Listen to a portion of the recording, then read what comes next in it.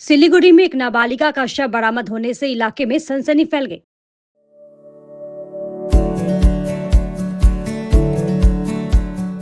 Pampered, not just a hospital, but a mother. मिली जानकारी के अनुसार आज दोपहर नाबालिगा अपनी दोस्तों के साथ तीनबत्ती मोड़ पर बिरयानी खाने के नाम पर घर से निकली थी। काफी देर बाद भी जब नाबालिगा घर नहीं लौटी तो परिजन चिंतित हो गए। इसके बाद उसकी तलाश शुरू की गई। बाद में नाबालिगा के दोस्त ने परिवार को फोन कर बताया कि नाबालिगा की हालत गंभीर है। इधर नाबालिगा को मृत अवस्था में बाद में घर लाया गया। नाबालिगा को सिलीगुड़ी जिला अस्पताल ले जाया गया, जहां डॉक्टरों ने उसे मृत घोषित कर दिया। घटना के बाद नाबालिगा के परिवार वालों का रो रो कर बुरा हाल है। उनका आरोप है कि नाबालिगा के दोस्त ने उत्तर कन्या संलग्न जंगल से शव बरामद किया है।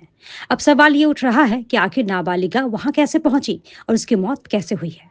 एनजीपी थाना की पुलिस पूरी घटना की जांच कर रही है। জানি না, কিছু বলতেও পারতেছি না। আমাদের মেয়ের কি হচ্ছে? সকালবেলা সবকিছু ঠিকঠাক ছিল, পুরো 2:30টা নাগাদ বাড়ির থেকে বের হয়েছে। বেরোলো, মা আমি একটু আসি, 3 বাতিতে যাবো।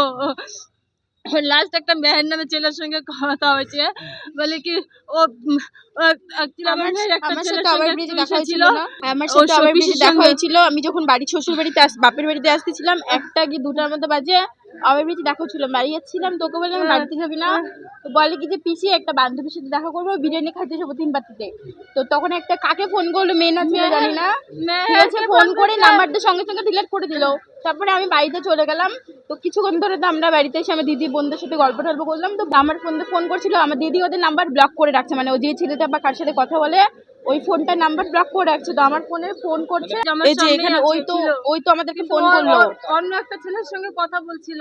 তো আমাদেরকে তারপরে আমাকে ফোন করলো, ফোন করার পর ও হচ্ছে ফোন উঠাচ্ছে না। ফোন করলাম যে মেয়ের ফোনে ফোন করছিলাম, মেহের নামে একটা ছেলে উঠেছে, বললো ওকে খুঁজতে গেছে। আমি ফোন করছিলাম যে একটা গেছে, তোদের সঙ্গে কোথাও যাওয়ার কথা নাকি। তখন ও বললো কি আমার কাছে আসেনি, খুঁজতে গেছে, ওকে খুঁজতে গেছে মোবাইলটা রেখে। তার কিছুক্ষণ পরে আমি ফোন করছি, সুইচ অফ দেখাচ্ছিল। তারপর থেকে সুইচ অফই আছে, মেয়েকে আমি পাইনি। ওই যে বললাম না, ওর বয়ফ্রেন্ড নাকি আমাদেরকে ফোন করছে, আমার ফোন থেকে তো ফোন করছিল। তো আমার ফোনে ফোন করে বলছে যে মানে ভাবছো ওর মাকে দিতে। তা বললাম এখন আমাদেরকে কি বলবি, ওর মার তো শরীর ভালো না, ওরা বলতে পারছে না, পুরো সেন্সলেস হয়ে গেছে। তা আমরা বললাম যে কি হচ্ছে না হচ্ছে, ওকে বাড়িতে আগে আইনে দিয়ে যা, আমাদেরকে বাড়িতে আইনে দিয়ে যা। তারপর আমাদের বাড়ির সামনে আসে, তো আমরা তো গিয়ে দেখি খুব অজ্ঞান, এখন ওর মার শরীর ভালো না। ওর মাকে বললে আমরা সঙ্গে সঙ্গে আগে মেডিকেল নিয়ে যাবো, মেডিকেলে তো এমার্জেন্সি ভর্তি নেবে না। তারপরে সিভিলে নিয়ে এসে ভর্তি করলাম। তারপরে তো বললো যে কে বলে গলায়, আমরা ওখান থেকে দেখতে পাচ্ছি যে হাত মুখ খুব সাদা হয়ে গেছে, গলার এখানে কেমন দাগ। আমরা তো এখন অতটা জানি না, আন্দাজ করতে পারতেছি না যে কি হয়েছে, কথা বলতেছে না। তারপরে এসে সিভিলে ভর্তি করলাম। তারপরে বললো যে ও মানে গলার অনেকক্ষণ আগেই মারা গেছে, ও আমরা আনার আগে অনেকক্ষণ আগে মারা গেছে ও। আমরা কোথা থেকে ছেলেটা আনছি আমরা জানি না। আমাকে ফোন করছে, তো বললো যে মাকে ফোন দাও, ওর মা ও একদম কথাবার্তা কিছু বলতে পারছে না। তা আমরা বললাম যে তুমি বয়ফ্রেন্ড, ওকে বাড়ির সামনে আইনে দাও, তোমাদের তো কথাবার্তা জানি বাড়িতে, ওকে বাড়ির সামনে আইনে দাও, আমরা তারপরে দেখি। তো আর্ধেক বাড়ির সামনে আনলো, তখন দেখে খুব মানে কথাবার্তা কিচ্ছু বলতেছে না। তারপরে আমরা বললাম তাহলে মাকে বলবো, চিন্তা করবে, আমরা সঙ্গে সঙ্গে মেডিকেলে নিয়ে যে ভর্তি করি।